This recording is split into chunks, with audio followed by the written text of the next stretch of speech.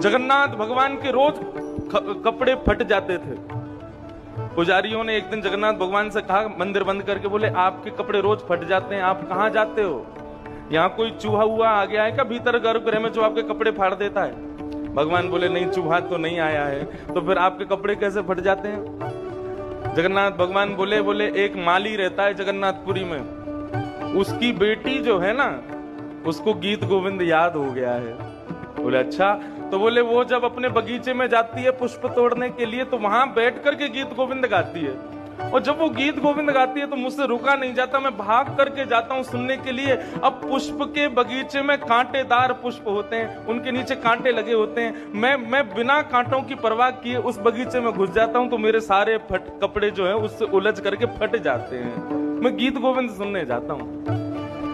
पुजारियों ने कहा, भैया ऐसे तो ठाकुर जी के कितने सारे वस्त्र फट जाएंगे। तो फिर उस माली की बेटी को बुलवाया, और बुलवा करके गर्भगृह में ठाकुर जी के समीप खड़े करके जब गीत गोविंद का पाठ करवाया, तो श्री जगन्नाथ महाप्रभु जो ऐसे खड़े थे, दोनों भुजाएं उठा करके नृत्य करने लगे, और नृत्य करते करते उस माली की बेटी को अपने आप में ही समाविष्ट कर दिया। इतना प्रेम करते हैं ठाकुर जी गीत गोविंद से। इसलिए बंधुओं, गीत गोविंद, जगन्नाथ भगवान के रोज कपड़े फट जाते थे। पुजारियों ने एक दिन जगन्नाथ भगवान से कहा, मंदिर बंद करके, बोले आपके कपड़े रोज फट जाते हैं, आप कहाँ जाते हो?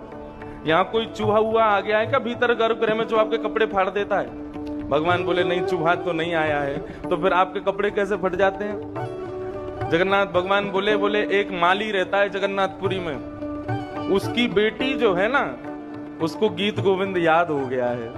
बोले अच्छा, तो बोले वो जब अपने बगीचे में जाती है पुष्प तोड़ने के लिए, तो वहां बैठ करके गीत गोविंद गाती है, और जब वो गीत गोविंद गाती है तो मुझसे रुका नहीं जाता, मैं भाग करके जाता हूँ सुनने के लिए। अब पुष्प के बगीचे में कांटेदार पुष्प होते हैं, उनके नीचे कांटे लगे होते हैं, मैं बिना कांटों की परवाह किए उस बगीचे में घुस जाता हूँ, तो मेरे सारे कपड़े जो है उससे उलझ करके फट जाते हैं। मैं गीत गोविंद सुनने जाता हूँ।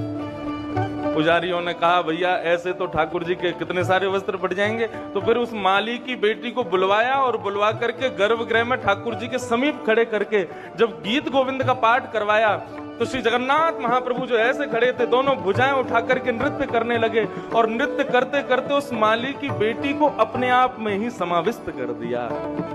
इतना प्रेम करते हैं ठाकुर जी गीत गोविंद से। इसलिए बंधुओं, गीत